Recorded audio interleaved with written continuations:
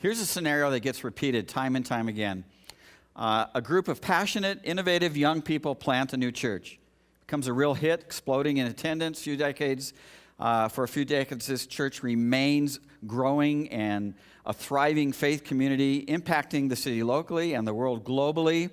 But as the core group of leaders and attenders begin to age, passion and innovation begins to wane. And now that the church has become more established and has lost some of its appeal within the community, young people are no longer walking through the front door, and the next generation is slipping out through the back door. And for the most part, this once thriving congregation is what I would call one and done. And now it feels more like a social club for like-minded aging adults. Sound familiar?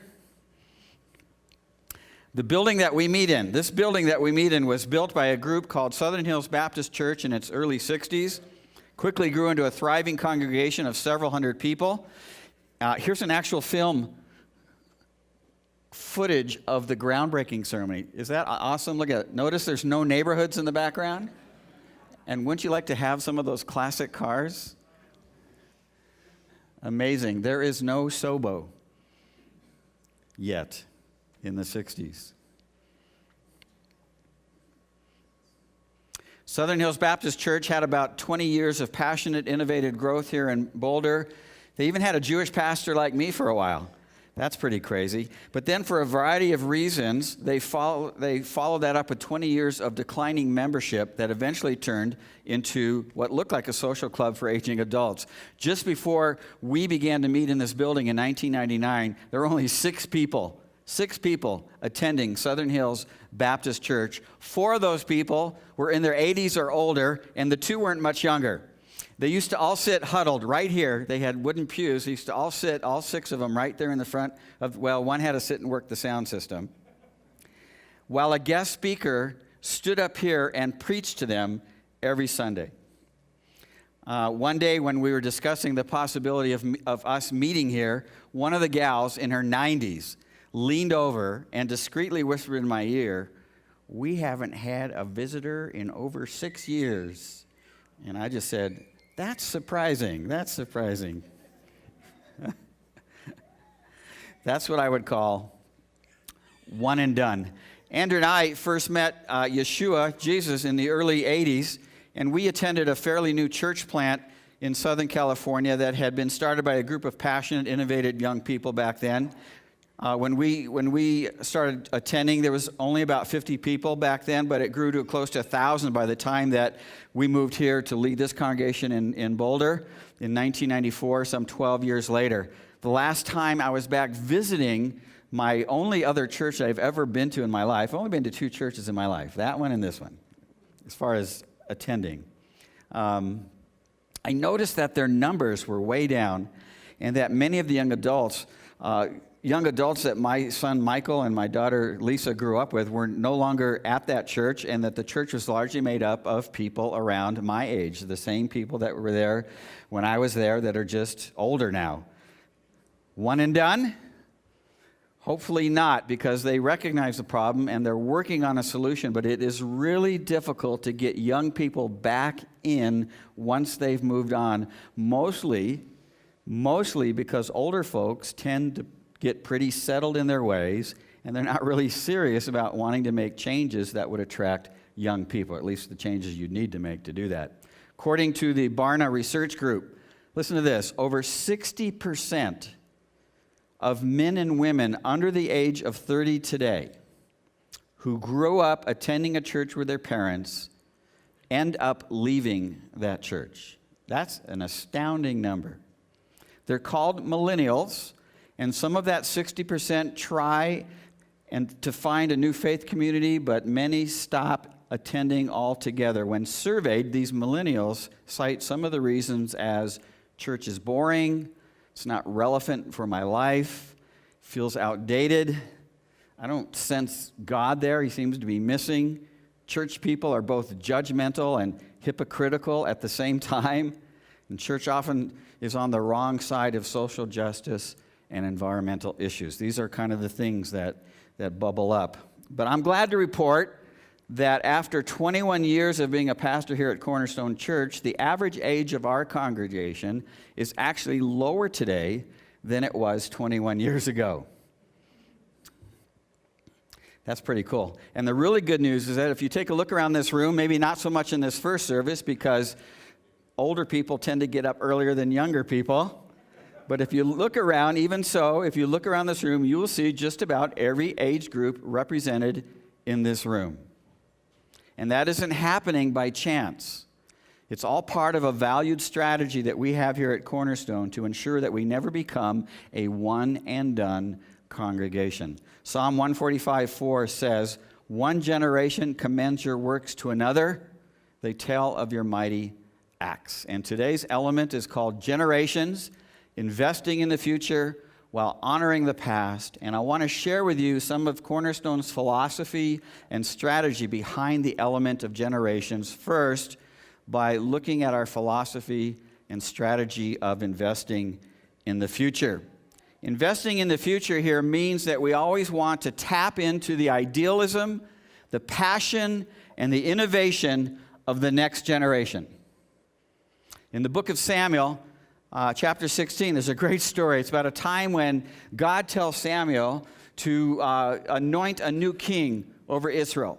And this story describes why it's important, at least I think it describes why it's important to invest in the next generation. I think you'll agree with me when I go through it. There's some pretty cool points about that here. Samuel comes to the home of Jesse. Jesse is Ruth's grandson. Remember the book of Ruth, Naomi and Ruth?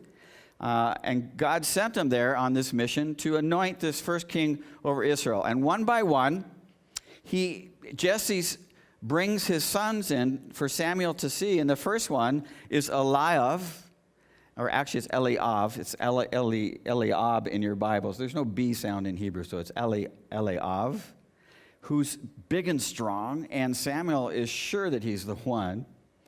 But God says to him in verse 7, don't consider his height or appearance. I don't look at the things that you look at. People look at the outward appearance. I'm going to look at the heart, not him. And so in a quest to find someone who has the right kind of heart, the second son is brought in, and God says, it's not him either. And so the third son, Shammah, is brought in, and God says, nope, not him. 4 more of Jesse's sons are brought before Samuel, and each time one of Jesse's sons is brought in, God gives him the thumbs down. And since God told Samuel, look, it's going to be one of Jesse's sons, and there's no more sons, he can't see any more sons around, Samuel says to Jesse in verse 11, he says, am I missing something? Do you have another son or what? And Jesse says, oh yeah, there's still one more, but he's just a punk. You know, he's my youngest, and he's out tending the sheep. He's just a kid. But Samuel says, and I think he's kind of frustrated, he says, go and get him, and no one sits down until he arrives. I think he's a little perturbed at that point. And so David shows up, and he's at best 16 years old, and he may be even younger. Some think as young as 12. And so even though he's described as a very handsome young man physically, he still has the frame and the demeanor of a gangly, cocky, clumsy teenager. You know, we've all been through that. We all know what it feels like. We have teenagers, we know what it looks like. And yet this youngest son is the one God chooses to be the future king of Israel. Because as we learn later on, the text tells us that David is a man after God's heart. And listen to this. When you mix the idealism and the passion and the innovation of a young person with a heart that is totally sold out for God, watch out, because that is one powerful cocktail. And it doesn't take very long before we see this youthful concoction put into action. Short time after David is anointed as the future king of Israel, the Israelites and the Philistines are locked in a battle, each one of them perched on a hill, separated by the valley of Elah.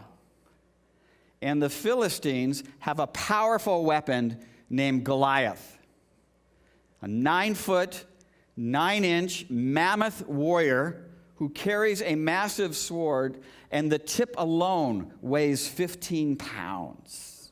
This is a big dude. For days now, Goliath has been taunting the Israelites to send someone up who's man enough to fight him one-on-one down in the valley of Elah. But the entire Israeli army, including several of David's older brothers, are totally frozen with fear because no one has the courage to confront Goliath. But one day, David shows up on the scene to check up on his brothers for his dad. Jesse sends him, says, hey, go check up on your brother. Bring them some food, but bring back a report. I want to know how they're doing. And David is shocked by what he sees. And here's where we see David's youthful idealism and passion and innovation mixed together with a sold-out heart for God kicking into action for the first time. David looks at the situation and he basically says in 1 Samuel chapter 17, verse 32 and 33, something like this. I can't believe what a bunch of wimps you guys are. I will go and I will fight this bully and I will win. And Saul basically responds by saying, you're just a punk kid. And Goliath is a seasoned warrior. Get out of here. Go take care of your pimples or something. Come on. This is not for you. But David is undeterred. And he boldly says, who is this uncircumcised Philistine? Who is this uncircumcised Philistine that he should terrorize the army of the living God? You see his passion, his idealism, and his sold-out heart mixing together here. He says, I fight lions, and I fight bears all the time, protecting the sheep that I tend. And if God gives me victory over lions and bears, he will give me victory over scrawny Philistine like Goliath. You got to love the I can do anything chutzpah of a teenager. Don't you? I mean, you have to. I know you can't always love it, but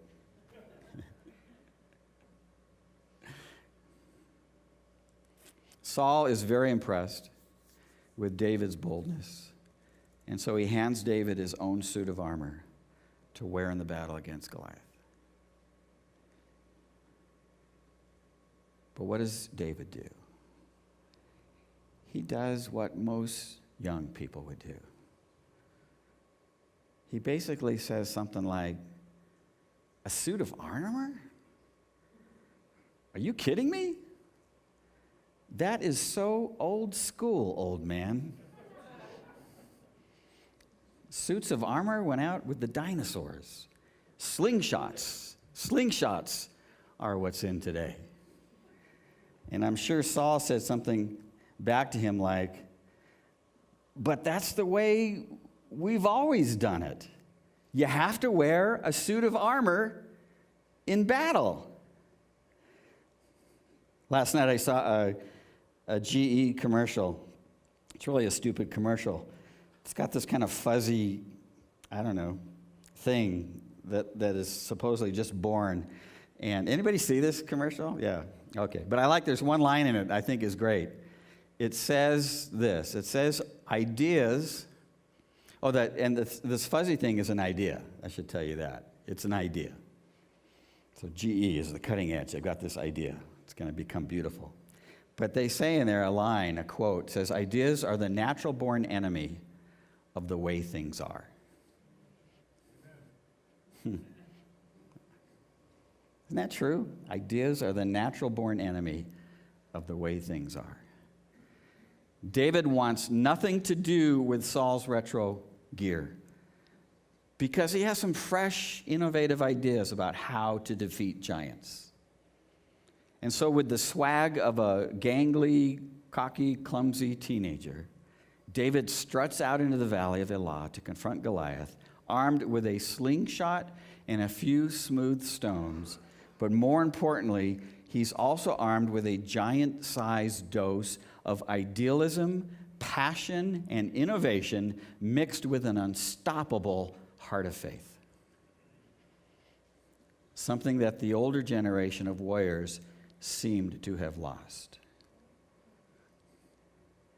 And with that giant-sized faith, young, puny David defeats the much older giant-sized Goliath in no time flat.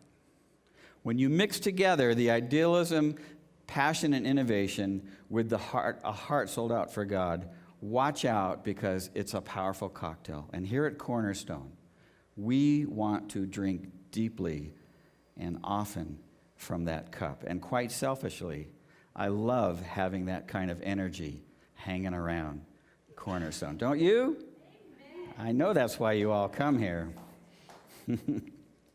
God chose David because he had a heart sold out for him. And although David was far from perfect, God's choice was perfect, because David did incredible things here on earth for the kingdom in heaven. We call young people today millennials because we think they're unique from all the preceding generations of young people. But as you can see from this awesome story about David, there's really very little difference between the youth of today and the youth of yesterday. Every next generation since Adam and Eve have been captivated by idealism, passion, and innovation. They want to conquer the giants of their world, and they want to do it in fresh, new, hip, cool ways, which just translates any way but your way, any way but the old way. And listen to this, it's not simply about being trendy. It's not even about being disrespectful and rebellious to the previous generation. Parents, you should get this. It's about wanting to make a real difference in the world. They want their life to count, while they still have the idealism, passion, and innovation that's found in the heart, I believe, of every young person. It's about wanting to make a real difference in the world now. When a church, or when any organization for that matter, or any family for that matter, ignores the ideas of the next generation and says that the way that we've always done it, it's only a matter of time before it becomes one and done. And here at Cornerstone, we invest in the future by tapping into the idealism and passion and innovation of the next generation. It's a vital life source for us. And that's one of the reasons why you see the entire spectrum of generations hanging out here. Another reason, though, is because we balance investing in the future with honoring the past. And we honor the past by tapping into the experience and wisdom and maturity of the previous generation. I love the story that's told in Exodus chapter 18. It's about a time when the Israelites are wandering around the desert, and their numbers are estimated to be somewhere 2 to 3 million people, men, women, and children together. So as a leader of this group, Moses had to wear a lot of hats, lots of hats. But when you have a lot of people stuck in a barren desert where there's very little water and very little food, you tend to get grumpy a lot. And you're bound to have more than just a few conflicts to resolve. And so Moses spent a lot of his time wearing a judge's hat. Those of you that have big families, you know this, right? You're just always mediating. Wait, stop it, One day, Jethro, his father-in-law, comes to visit. You all know who Jethro is, right? Jethro, his father was Jed. He had a sister named Ellie Mae. One day, while Jed was looking for some food, or something up from the ground came, okay, all right, wrong Jethro. But his father-in-law was Jethro, and Jethro, in his visit, doesn't get to see much of Moses because Moses is spending most of his time sitting in judgment over the people. And Moses at this time, this doesn't fit perfectly, but it does. Moses is 80 years old at this time. So he's just a babe in biblical years. But that means that Jethro is a centenarian, plus. He's 100 plus something. And so with the experience, maturity, and wisdom that only comes with age, an older Jethro says to a younger Moses in Exodus chapter 18, verse 17 through 19, What you're doing is meshuggah. Zelotov, it is not good. You and these people, you're just going to burn out. You're going to flame out. It's too much for you. You can't handle it. Listen to me. I'm going to give you some advice, and God be with you. And because Jethro lived in a desert all his life, he knows that doing 40 laps around the Sinai desert, it's not a quick sprint. It's a grueling marathon. It's an extreme marathon. And so Jethro instructs Moses to establish a hierarchy of leaders who can help judge smaller matters. And that way, no one's going to burn out before the Promised Land Desert Challenge 400 is over. Seems like a no-brainer, right? But it took an older, experienced, mature, wiser, 100-something man to impart that to a much younger, inexperienced 80-something man. And this also goes to show, I hope, that you can see that you're never too old. You're never too old to have an impact on somebody younger. When Rabbi Yeshua, when Jesus started his ministry at the age of 30, he recruited a group of young men to mentor so that his ministry would not be one and done. And I guess it worked, because what Jesus started 2,000 years ago has become the largest faith movement in history. Mentoring a group of disciples was not a new thing that Jesus started. In Jewish life, it was, and it still is today, an honor for a young man to be chosen to be mentored by a rabbi.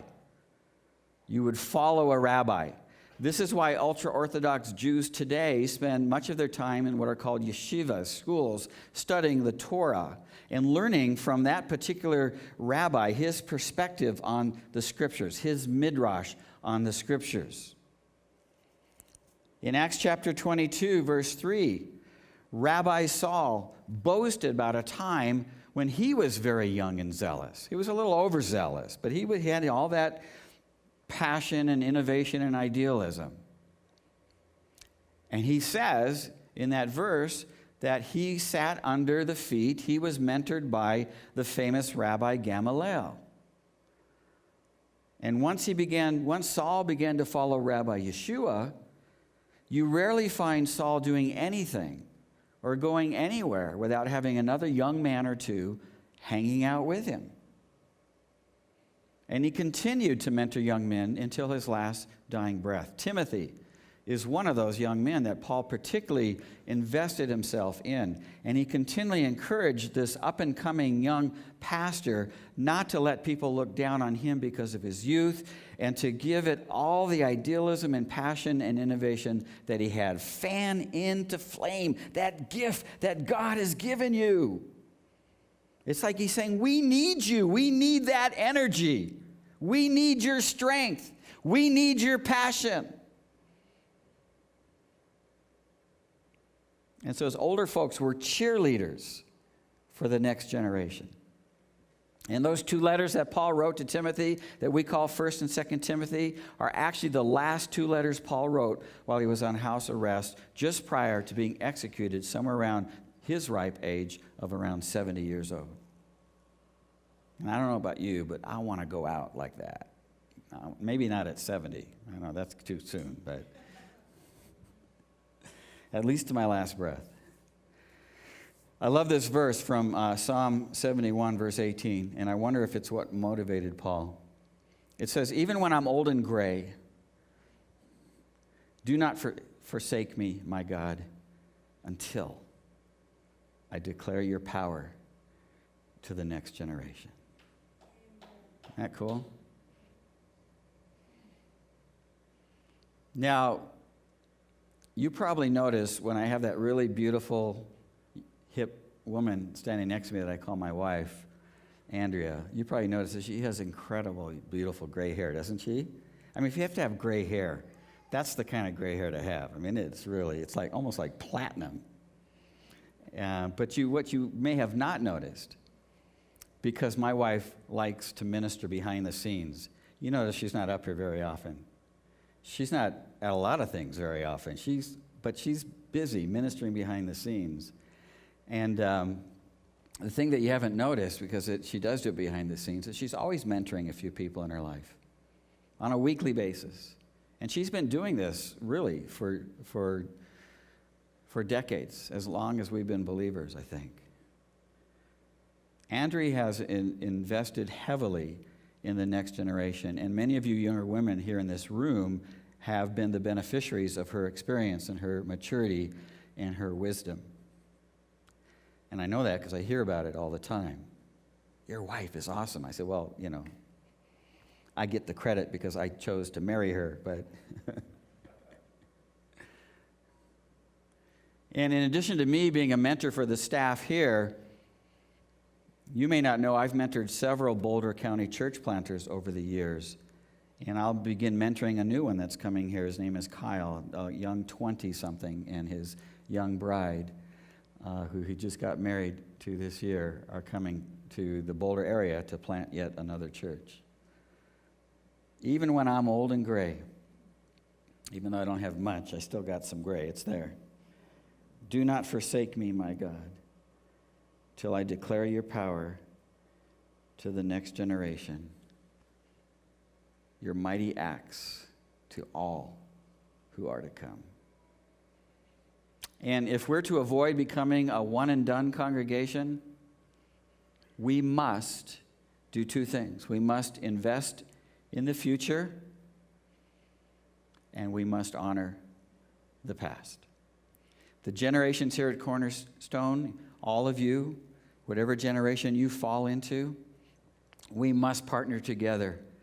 The idealism, passion, and innovation of the next generation, balanced with the experience, maturity, and wisdom of the previous generation. One more verse. I love this verse too. Proverbs 20:29 says it best. The glory of young men and women is their strength. Gray hair is the splendor of the old. In other words, the idealism, the strength, the idealism, passion, and innovation of the next generation balanced together with the experience and maturity and wisdom of the previous generation. They're both there in that verse. They need to be living side by side. That's a healthy congregation right there. If you go into a congregation and it's just nothing but next generation people, it's not going to last too long. And if you go to a congregation and it's just nothing but the previous generation people, it's not going to last too long. Oh, they can go on for years that way, but they're not healthy and they're not vibrant. And so that is the element of generations. The worship team can come up here. I just want to honor those generations too. First, let's just I don't know, this is my own curiosity. If you're in the next generation, so let's say 40 and below, stand up for just a second. Let's see. That's awesome. All right, sit down, and if you're in the gray hair, 40 and above, stand up.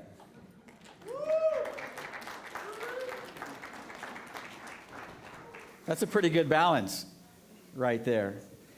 How about this?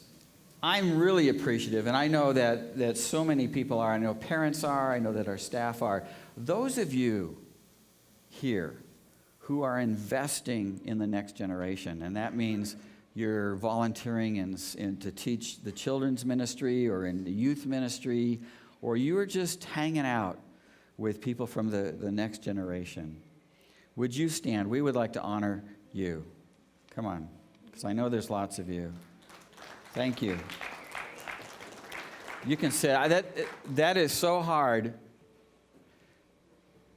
It is so hard to do that, sometimes week in and week out, and I know that it's a lot of work, and you don't get a lot of kudos for doing it. The kudos you get is, 20 years from now when a student writes you or comes back and says, that one thing you did when you hugged me when I wasn't doing well, that just changed my life forever in such a great way.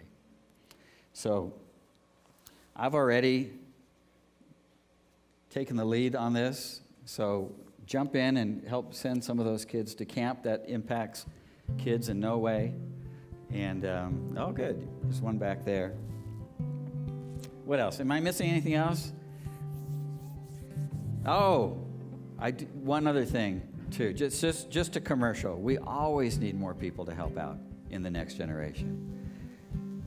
Carrie needs people in children's ministries, particularly coming up on summer, because a lot of people take off and there's lots of gaps to fill. If you can help volunteer to mentor a child in our children's ministry, do so. Youth ministries always loves to have people come alongside teenagers.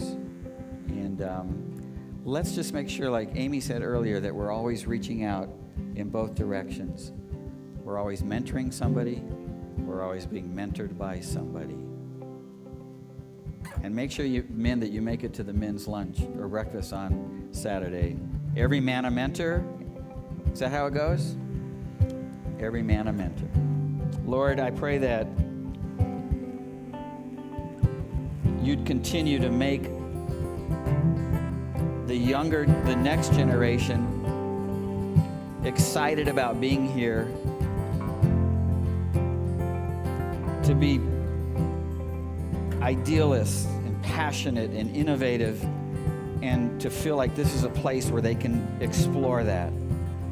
And I pray for us in the previous generation that we would be open to new ideas, that we would not see it as the enemy, but as a friend. It means we've got to flex a little bit, get uncomfortable. But what a great place this is. A place where generations can worship together, have fun together, hang out together. God, continue to keep Cornerstone thriving and healthy for many generations to come. In your name.